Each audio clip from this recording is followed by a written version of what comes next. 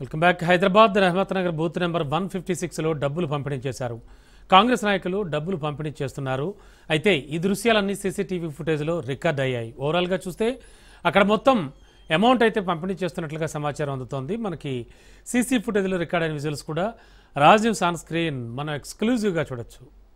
ఇక ఇదే అంశానికి సంబంధించి లేటెస్ట్ ఇన్ఫో అందించడానికి మా కరెస్పాండెంట్ సైదులు సిద్ధంగా ఉన్నారు. సైదులు, రహమత్ నగర్ బూత్ నెంబర్ 156లో డబ్బులు పంపిణీ చేశారు. ఆ విజువల్స్ కూడా ఆల్రెడీ మనం చాలా క్లియర్ కట్గా చూస్తున్నాం. అయినా సరే ఎన్నికల అధికారులు కావచ్చు, హైరార్కీ ఎలాంటి చర్యలు తీసుకోలేదా? ఏం జరుగుతోంది అసలు? రమణ, రహమత్ నగర్ 156 బూత్ నెంబర్ లో కాంగ్రెస్ పార్టీకి చెందినటువంటి కొందరు నాయకులు అక్కడ ఉన్నటువంటి ఓటర్లను ప్రలోభ పెడుతూ నేరుగా ఓటర్లకు డబ్బులు ఇస్తున్నటువంటి విజువల్స్ సీసీ కెమెరాలో రికార్డ్ అయ్యింది. సో ఆ యొక్క ఫుటేజ్ ని ఎన్నికల అధికారులకు ఫిర్యాదు చేశారు బీఆర్ఎస్ పార్టీకి చెందినటువంటి నాయకులు. అయితే ఉదయం 7 గంటలకి రహమత్ నగర్ డివిజన్ బూత్ లో ప్రారంభమైనటువంటి ఈ యొక్క పోలింగ్ లో మొదటి నుంచి కూడా మనకి దాదాపుగా మధ్యాహ్నం 1 గంట వరకు కూడా అక్కడ ఉన్నటువంటి ఒక కాంగ్రెస్ పార్టీకి చెందినటువంటి నాయకుడు ఓటుకి 5,000 నుంచి 6,000 రూపాయల వరకు కూడా ఆ క్యూలో ఎంతమంది ఉంటారో అంతమందికి ఇచ్చినట్లు కూడా మనకి సమాచారం. సో దానిలో భాగంగా అయితే ఆ చూసి కెమెరా ఆ యొక్క సేమ్ ఆ పొజిషన్ లో ఉండడం తోటి అది గుర్తించారు ఆ ఇంటి యజమాని. గుర్తించిన తర్వాత వెంటనే అక్కడ ఉన్నటువంటి పోలీసులకు కూడా ఆయన కంప్లైంట్ చేశారు. సో ఆ కంప్లైంట్ ఆధారంగా కేసు కూడా నమోదైందని కూడా మనకి సమాచారం ఉంటుంది. ఒక కాంగ్రెస్ పార్టీ నాయకుడు నేరుగా ఈ యొక్క పోలింగ్ బూత్ వద్దకు వచ్చి ఆ క్యూ లైన్ లో ఉన్నటువంటి వారికి డబ్బులు ఇవ్వడానికి తీవ్రంగా బీఆర్ఎస్ పార్టీ ఖండిస్తుంది. ఎందుకంటే ఇక్కడే కాదు అన్ని చోట్ల కూడా, ఎందుకంటే ఒక రహమత్ నగర్ డివిజనే కాదు, మొత్తం బోరగొండ చూసినా, యూసఫ్ కూడా చూసినా, అదేవిధంగా షేక్పేట్ చూసినా, అదేవిధంగా మనకి సోమాజిగూడ డివిజన్ లో ఉన్నటువంటి శ్రీనగర్ కాలనీ కొంత మేరకు చూసినా కూడా, సో ఇట్లా చూస్తే మనకి మొత్తం అన్ని డివిజన్లలో కూడా ఇదే సిచ్యువేషన్ ఎక్కువగా ఉన్నట్లు బీఆర్ఎస్ పార్టీ ప్రధానంగా ఆరోపణలు చేసింది. ఎందుకంటే నాన్ లోకల్స్ అందరూ కూడా పోలింగ్ కేంద్రాల వద్దకు రావడము, ఆ పోలింగ్ కేంద్రాల వద్ద నిల్చొని ఓటర్లను ప్రలోభ పెట్టడము, ఆ ఓటర్లకు డబ్బులు ఇవ్వడం. సో ఇది చూస్తున్న ఇది అంతా కంటిన్యూగా జరుగుతున్నప్పటికీ కూడా అధికారులు కొంత నిర్లక్ష్యంగా వ్యవహరించారు. అధికారులు కొందరు అధికార కాంగ్రెస్ పార్టీకి కొమ్ము కాస్తున్నారనే ఆరోపణలు పెద్ద ఎత్తున వచ్చాయి. దానిలో భాగంగానే కొందరి నాయకుల పైన కేసులు నమోదు చేస్తామని ఎన్నికల సంఘం కూడా తెలపడం జరిగింది. ముఖ్యంగా గీర్ల ఐలయ్య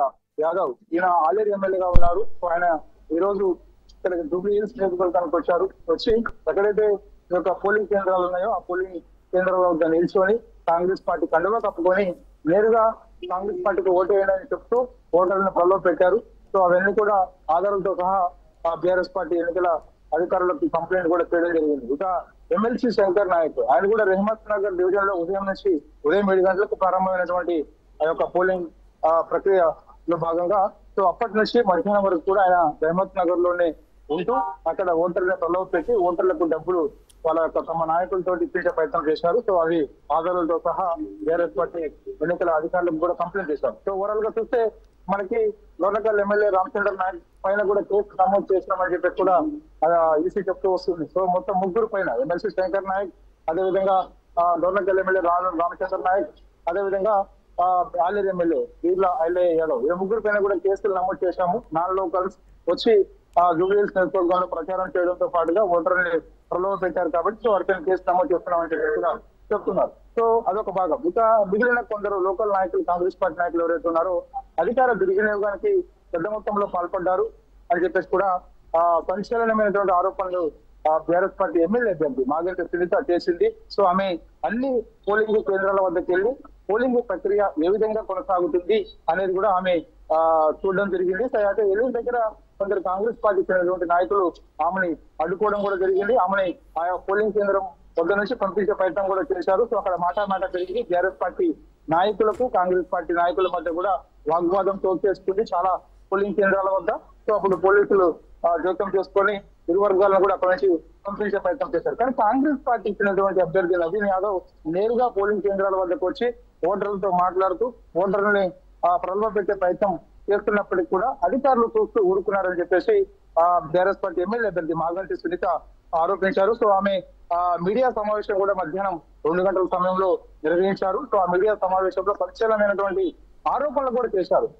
జూబ్లీ హిల్స్ నియోజకవర్గ ఉప ఎన్నికల్లో రిగ్గింగ్ జరుగుతుందని చెప్పేసి కూడా ఆమె సంచలనమైనటువంటి ఆరోపణలు చేశారు. రహమత్ నగర్, బోరబండ, షేక్పేట్, యూసఫ్ కూడా ఈ యొక్క పోలింగ్ ఈ డివిజన్ లో ఉన్నటువంటి పోలింగ్ అయితే పెద్ద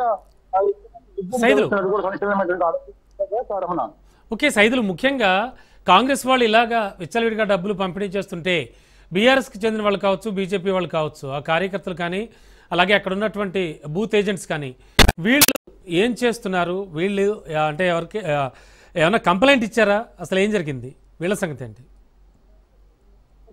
ఏజెంట్స్ అందరూ కూడా రమణ లోపల ఉన్నారు, కొంతమంది బయట ఉన్నారు. అంటే కొన్ని పోలింగ్ కేంద్రాల వద్ద ఏజెంట్లు బయట కూర్చున్నారు, కొన్ని పోలింగ్ కేంద్రాల వద్ద ఏజెంట్లు లోపల కూర్చున్నారు. సో బయట కూర్చున్నప్పటికి కూడా కొంత భయానికి లోనయ్యారు బీఆర్ఎస్ పార్టీ ఏజెంట్స్ అనేది ఆరోపణ వస్తుంది. ఎందుకంటే బీఆర్ఎస్ పార్టీ చెందిన ఏజెంట్లని భయపెట్టారు అనేది కూడా చెప్తున్నారు. ఎందుకంటే ఆ ఏజెంట్ కంప్లైంట్ చేయాలంటే ఆ క్యూ లైన్ లో ఉన్నటువంటి ఓటర్ ను ప్రలోభ పెడుతున్నారు. కాబట్టి కాంగ్రెస్ పార్టీకి చెందినటువంటి నాయకులు సో ఆ యొక్క ఏజెంట్లు అక్కడ నుంచి వెళ్ళి అధికారులకు కంప్లైంట్ చేయాలంటే అక్కడ ఎవరు కూర్చుంటారు. సో అక్కడ మళ్ళీ అక్కడ నుంచి తీసుకొచ్చి ఇబ్బంది కలిగే అవకాశం ఉంటుందని చెప్పేసి కూడా గ్రహించి సో వారు ఆ ఫోన్ కూడా ఏజెంట్ ఒకవేళ లోపల కూర్చుంటే వారికి ఫోన్ ఎలా ఉండదు. సో అలా శబ్దం అంటే కూడా సమాచారం కమ్యూనికేషన్ గ్యాప్ ఉంటుంది. సో అందుకు ఆ క్యూటన్ లో ఉన్నటువంటి వాళ్ళందరూ కూడా ప్రలోభ పెట్టే ప్రయత్నం కాంగ్రెస్ పార్టీ చేసింది. సో అక్కడ ఉన్నటువంటి టీఆర్ఎస్ పార్టీ ఇచ్చినటువంటి నాయకులు, కార్యకర్తలు ఇది గ్రహించి ఆ దగ్గర ఉన్నటువంటి అధికారులకు, పోలీసు వాళ్ళకి కూడా చెప్పడం జరిగింది. కానీ పోలీసులు మాత్రం అధికార పార్టీకి తొత్తుగా ఉండడం వల్లనే పట్టించుకోలేదు. మొదటి నుంచి వాళ్ళు ఓటర్లను ప్రలోభ పెడుతున్నారు, కాంగ్రెస్ పార్టీ నాయకులు డబ్బులు ఇస్తున్నారని చూస్తున్నప్పటికీ తెలిసినప్పటికీ కూడా సో వాళ్ళని ఏం అనలేదు అనేది ఆరోపణలు పెద్ద ఎత్తున ఉదయం నుంచి కూడా వచ్చాయి. సో ఈ ఏజెంట్లు మాత్రం కొన్ని చోట్ల కంప్లైంట్ చేశారు, కొన్ని చోట్ల అక్కడి నుంచి ఏం తెలియని పరిస్థితుల్లో దిక్కుపోతే పరిస్థితుల్లో అక్కడే ఉండిపోయారు. ఒకవేళ అక్కడి నుంచి లేచుకొని ఇబ్బంది కలిగే అవకాశం ఉంటుందని చెప్పేసి కూడా ఉన్నారు. ముఖ్యంగా బోరబండ లాంటి ప్రాంతాల్లో ఎక్కువగా స్లమ్ ఉంటుంది కాబట్టి అక్కడ అలాంటి సిచ్యువేషన్ కూడా ఎక్కువగా ఉంది. కాబట్టి సో ఏదేమైనా సరే కాంగ్రెస్ పార్టీ చెందినటువంటి నాయకులందరూ కూడా పోలింగ్ కేంద్రాల వద్ద పెద్ద ఎత్తున ఓటర్లను ప్రలోభ పెట్టి డబ్బులు ఇచ్చి ఓట్లు ఇస్తున్నారన్న ఆరోపణలు కూడా వచ్చాయి. సో మాగంటి ఇప్పుడైతే బీఆర్ఎస్ పార్టీ అభ్యర్థి కూడా పరిశీలనమైనటువంటి ఆరోపణలు కూడా చేయడం జరిగింది. రిగ్గింగ్ కి పాల్పడుతున్నారు, చాలా చోట్ల పోలింగ్ కేంద్రాల వద్ద భయపెడుతున్నారు, భయభ్రాంతులకు గురి చేస్తున్నారు, స్వేచ్ఛగా ఓటర్లని ఎవరిని కూడా ఓటు ఇవ్వడం లేదని చెప్పేసి కూడా పరిశీలనమైనటువంటి ఆరోపణలు చేశారు. అయితే ఎక్కడెక్కడ ఏ డివిజన్లలో ఇలా డబ్బుల పంపిణీ జరుగుతోందని గుర్తించాం మనం మార్నింగ్ నుంచి కూడా. అంటే మనం ఒక మారథాన్లా తీసుకుని మార్నింగ్ నుంచి పోలింగ్ సరళి గురించి చాలా క్లియర్ కట్గా ప్రజలకు వివరించుతున్నాం మనం. మన ప్రేక్షకులంతా కూడా చాలా ఇంట్రెస్టింగ్గా చూస్తూ ఉన్నారు రాజు న్యూస్కి సంబంధించినంత వరకు. అండ్ ఓవరాల్గా చూస్తే కనుక ఏ డివిజన్లు అక్కడ ఈ డబ్బుల పంపిణీ జరిగిందనుకోవచ్చు? ఉదయం 7 గంటల నుంచి కూడా పోలింగ్ కేంద్రాల వద్ద పరిస్థితి ఏ విధంగా ఉంది, పోలింగ్ కేంద్రాల వద్దకు ప్రజలు ఏ విధంగా వస్తున్నారన్న దానికైనా పిన్ మనము రాజు ప్రజలకి వివరించింది. సో ముఖ్యంగా చూస్తే రహమత్ నగర్ డివిజన్ లో పెద్ద ఎత్తున కాంగ్రెస్ పార్టీ చెందినటువంటి నాయకులు ఓటర్ను ప్రలోభ పెట్టి డబ్బులు నేరుగా ఆయా పోలింగ్ కేంద్రాల వద్ద పంచినట్టుగా ఆరోపణలు వచ్చాయి. ఇక బోరబండ డివిజన్ లో కూడా పెద్ద ఎత్తున ఉన్నటువంటి పోలింగ్ కేంద్రాల వద్ద కూడా ఉన్నటువంటి ఓటర్ను ప్రలోభ పెట్టి కాంగ్రెస్ పార్టీ నాయకులందరూ కూడా ఈ యొక్క క్యూ లైన్ లో ఉన్నటువంటి ఓటర్లకు డబ్బులు పంచారన్న ఆరోపణలు ఎక్కువగా వచ్చాయి. సో అదేవిధంగా యూసఫ్ గూడలో కూడా సిచ్యువేషన్ ఆ విధంగానే ఉంది. మొత్తం 3 డివిజన్లు ఎక్కువగా కాంగ్రెస్ పార్టీ చెందినటువంటి నాయకులు డబ్బులు పంచారని చెప్పేసి కూడా అంటున్నారు. ఇక షేక్పేటలోకి వస్తే షేక్పేటలో కూడా ఎంఐఎం నాయకులు రెచ్చిపోయారని కూడా అంటున్నారు. ఎంఐఎం నాయకులు నేరుగా పోలింగ్ కేంద్రాల వద్దకు వచ్చి సో ఆయా ఓటర్లను ప్రలోభ పెట్టి నేరుగా డబ్బులు ఇచ్చారని చెప్పేసి కూడా ఆరోపణలు వచ్చాయి. సో ఈ ఆరోపణలు అనేది కూడా బీఆర్ఎస్ పార్టీ చెందినటువంటి నాయకులు, కార్యకర్తలు ఎన్నికల అధికారికి కంప్లైంట్ చేశారు. కంప్లైంట్ చేసిన తర్వాత మధ్యాహ్నం ఒక క్లారిటీ వచ్చింది. ఎవరైతే నాన్ లోకల్స్ ఉన్నారో, ఎవరైతే పోలింగ్ కేంద్రం వద్ద ఉన్నారో సో వారి పైన చర్యలు తీసుకుంటామని చెప్పేసి కూడా అప్పుడు చెప్తున్నారు. అంటే దాదాపు 3-4 గంటల పాటు కూడా ఈ యొక్క ప్రక్రియ కొనసాగింది. వచ్చిన వారిని వచ్చినట్టు ప్రలోభ పెట్టడం, వారికి క్యూ లైన్ లో ఉన్న వారికి డబ్బులు ఇవ్వడం, ఇది కాంగ్రెస్ పార్టీ చేసింది. కాబట్టి సో దీనిపైన ఖచ్చితంగా ఎన్నికల అధికారులకు కంప్లైంట్ చేస్తామని చెప్పేసి కూడా బీఆర్ఎస్ పార్టీ చెప్పింది. సో దానిలో భాగంగానే వెళ్ళి బీఆర్కే భవన్కి వెళ్ళి కంప్లైంట్ చేసింది. కంప్లైంట్ చేసిన తర్వాత అప్పుడు మేము కేసు నమోదు చేయబోతున్నామని చెప్పేసి కూడా ఎలక్షన్ అధికారులు చెప్పడం జరిగింది. సో ప్రస్తుతం అయితే దాదాపు ఉదయం 7 గంటల నుంచి మధ్యాహ్నం వరకు కూడా ఇదే ప్రక్రియ కొనసాగింది. ముఖ్యంగా యూసఫ్ కూడా, షేక్పేట, బోరబండ, రేమత్ నగర్ లో కూడా పెద్ద మొత్తంలో ఓటర్లని కాంగ్రెస్ పార్టీ ప్రలోభ పెట్టిందని ఆరోపణలు వచ్చాయి. సో ఆ విజువల్స్ కూడా బయటకు వచ్చాయి. అక్కడ నాన్ లోకల్స్ వచ్చి ప్రచారం చేయడం, నేరుగా వాళ్ళకి డబ్బులు ఇవ్వడం, ఇదంతా కూడా ఈ యొక్క 4 డివిజన్లు ఎక్కువగా జరిగింది. Ramana. Okay Saidulu, okay thank you Saidulu.